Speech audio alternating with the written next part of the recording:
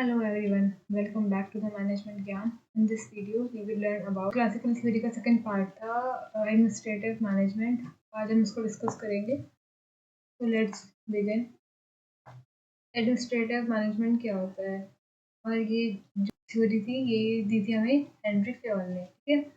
तो Fayol is known as the father of modern management. जो हमारी मॉडर्न मैनेजमेंट है उसके हम फादर भी बोलते हैं इनको, क्योंकि आज के एरा में हम जो भी प्रिंसिपल्स यूज़ करते हैं ऑर्गेनाइजेशन को रन करने के लिए, स्मूथली रन करने के लिए, उन्होंने जो फंक्शंस दिए थे वो आज भी हमारे मॉडर्न मैनेजमेंट में यूज़ होते हैं. तो जो हेनरी फ्योल थे उनको as a father of modern management भी कहा जाता है. वाइल टेलर, जो हमारे एफ.डब्ल्यू. टेलर थे, वो वर्क करते थे ऑपरेशनल लेवल पे. ठीक है. तो Fayol focus on entire organisation.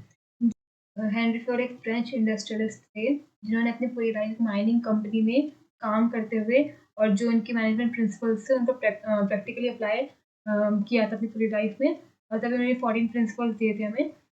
इन्होंने कहा था कि ये मैनेजमेंट एक यूनिवर्सल प्रोसेस है जो क्या हर ऑर्गेनाइजेशन में यूज़ होती है, चाहे वो स्कूल हो, कॉलेजेस हो, फैक्ट्रीज हो, हॉस्पिटल्स हो, चाहे किसी भी टाइप की ऑर्गेनाइजेशन हो, हर जगह मैनेजमेंट का यूज़ होता है. ठीक है. उन्होंने जो 5 मेजर फंक्शंस होते हैं मैनेजमेंट के, जो हमने स्टार्टिंग में पढ़े थे मैनेजमेंट के, वो भी उन्होंने ही एक्सप्लेन किए थे. Planning, organising, staffing, directing and controlling, जो क्या मॉडर्न मैनेजमेंट की जो कहते हैं बेस माना जाता है, कोर माना जाता है. ठीक है. तो प्लानिंग में हम तो अपने स्टार्टिंग में ही पढ़ा था शुरू वाले सेशन में कि प्लानिंग क्या होती है, ऑर्गेनाइजेशन क्या होती है, स्टाफिंग, डायरेक्टिंग एंड कंट्रोलिंग. ठीक है. तो नेक्स्ट हम पढ़ते हैं जो 14 प्रिंसिपल्स थे जो जिनके बारे में अभी तक हमने बात करी. जो I think the most important part of management जो है यही 14 प्रिंसिपल है, जो क्या शुरू से लेके अब तक हमारे यूज़ हुए हैं और इनके बेस पे ही एक ऑर्गेनाइजेशन प्रॉपरली रन कर पाती है. तो first one is division of work. तो इसका मतलब होता है कि वर्क को डिवाइड करना. वर्कर्स होते हैं उनके बीच में काम को छोटे छोटे पार्ट्स में डिवाइड करना. ये नहीं कहा, ये ऐसा नहीं है कि एक हमने स्टोर खोला और उसमें एक बंदे को रख दिया कि तुम्हें ही सबको संभालना है. तो वो एक बहुत मतलब कॉम्प्लिकेटेड टास्क हो जाएगा उस पर्सन के लिए, क्योंकि उसको एक पर्टिकुलर चीज़ की नॉलेज ही होगी ज़्यादा और बाकी फील्ड की उसको इतनी नॉलेज नहीं होगी, तो वो कैसे मैनेज करेगा. तो इसलिए वर्क को ब्रेक डाउन करना स्मॉल पार्ट्स में, जिससे कि वो इफेक्टिवली उस काम को कर पाए. ठीक है. तो ये वर्क में मतलब एक्सपर्टाइज लेके आता है किसी भी वर्कर की. नेक्स्ट है authority and responsibility.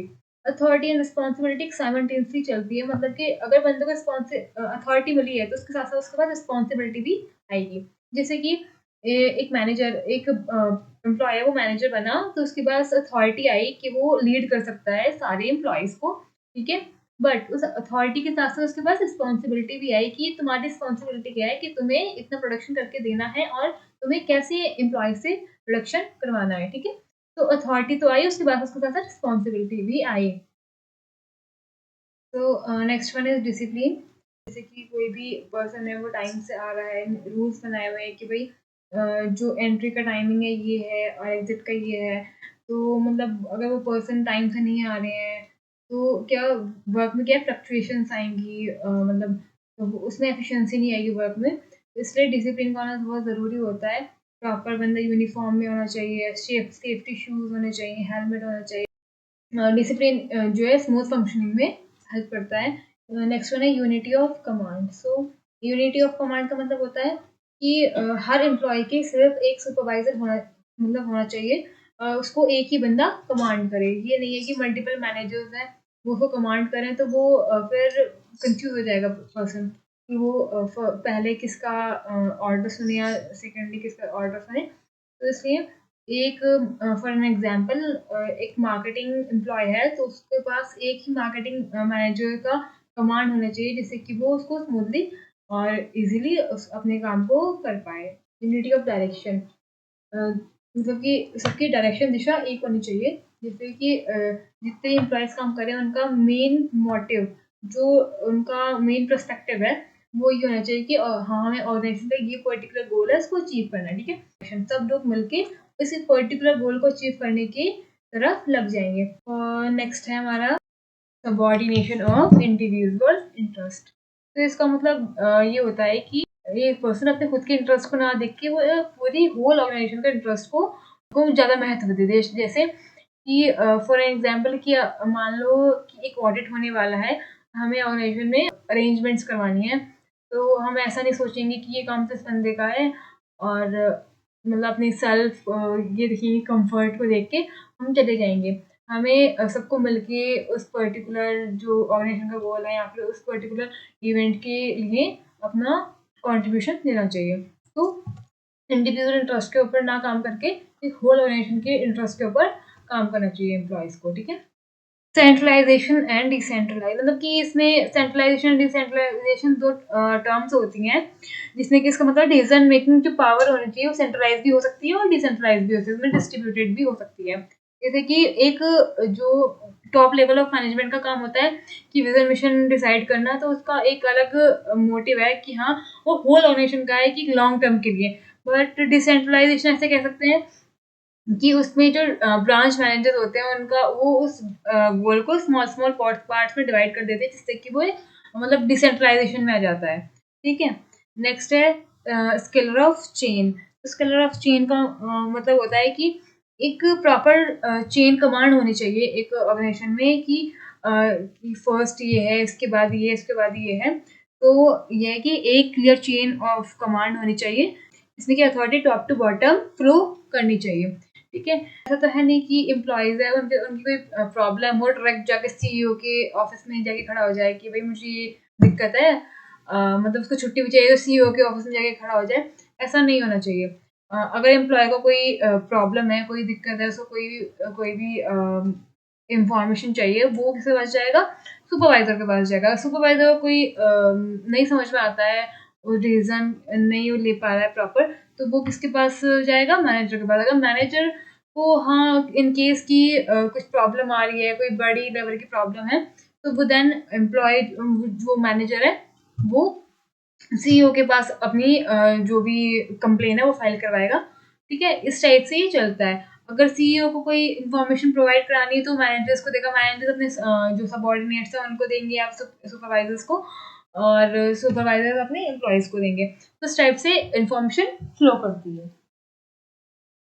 Then next one is order. Order का मतलब होता है कि right person in the right place. जो एक राइट पर्सन है उसको एक सही जगह पे प्लेस करना, उसको उसमें इन्वॉल्व करना, ठीक है, जो प्रॉपर उस रिसोर्सेज का यूटिलाइज कर सकती है, प्रॉपरली उस ऑर्गेनाइजेशन में वर्क कर सके, ठीक है। इक्वालिटी, इक्वालिटी का मतलब होता है एक ऑर्गेनाइजेशन में मतलब इक्वालिटी होनी चाहिए। चल सकते हैं कि दो एम्प्लॉयज़ हैं, हम एक एम्प्लॉय को तो बहुत ज़्यादा मोटिवेट कर रहे हैं, प्रमोट कर रहे हैं, बट इन अदर हैंड जो दूसरा एम्प्लॉय है उसको हम ना मोटिवेट कर रहे हैं, ना प्रमोट कर रहे हैं, उसको डिमोटिवेट कर रहे हैं। तो उससे क्या होगा, उस पर्टिकुलर पर्सन की क्या है कि वो डिसरेस्पेक्ट फील करेगा और फिर उसकी एफिशिएंसी भी कम हो जाएगी। स्टेबिलिटी ऑफ टेन्योर, मतलब कि इसमें इसका मतलब ये होता है कि एक वर्कर या एम्प्लॉय की जो वर्किंग कंडीशन है उसमें स्टेबिलिटी होनी चाहिए थोड़ी-सी। जैसे कि पर्सन है वो मंडे में आ रहा है डे शिफ्ट में और ट्यूसडे में कॉल आ गई कि नहीं तुम्हें डे शिफ्ट में नहीं आना है और मतलब तुम्हें नाइट शिफ्ट में आना है, तो उसको नहीं पता है कि नाइट शिफ्ट में क्या काम किया जा रहा है, और वो जाके वहाँ पे तुरंत उसको हैंड ओवर कर दिया जाता है काम, तो प्रॉपर्ली नहीं कर पाएगा, उससे प्रोडक्टिविटी डिक्रीज होती है। तो एक स्टेबिलिटी होनी चाहिए वर्कर की वर्किंग कंडीशन में और टेन्योर में, ठीक है। इनिशिएटिव, जैसे कि हमें कोई इंपॉर्टेंट डिसीजन ले रहा है तो हमें जो एम्प्लॉयज़ हैं, वर्कर्स हैं, उनकी भी क्या है सलाह लेनी चाहिए, जिससे कि वो अच्छे-अच्छे आइडियाज़ हमें दे कि भई ये ऐसा होना चाहिए, ऐसा होना चाहिए।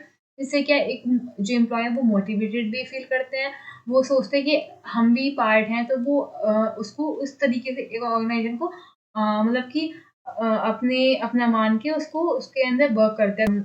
रिफ्रेश फ़ील करता है कि yes I am a part of this organisation, तो वो उसको ऑर्गेनाइजेशन को अपने तरीके से और बेस्ट वे से लेके चलता है। फिर लास्ट वन है फाइट सी क्रॉप, मतलब कि टीम स्पिरिट। तो इसका मतलब है कि इसका मतलब बेसिकली ये होता है कि एक टीम वर्क को प्रमोट करना चाहिए एक ऑर्गेनाइजेशन में, कहते हैं यूनिटी होनी चाहिए वर्कर्स में, स्ट्रेंथ में। तो एक यूनिटी के साथ एक टीम वर्क के साथ काम करना चाहिए, और जिससे कि हार्मनी भी रहती है ऑर्गेनाइजेशन में, मतलब कि शांति रहती बनी रहती है, और एम्प्लॉय भी मोटिवेटेड फील रहते हैं, तो वहाँ पे कॉन्फ्लिक्ट्स भी कम होते हैं। So this was all about the topic. If this explanation helped you, please give it thumbs up and subscribe for more management friendly videos. Thank you for watching.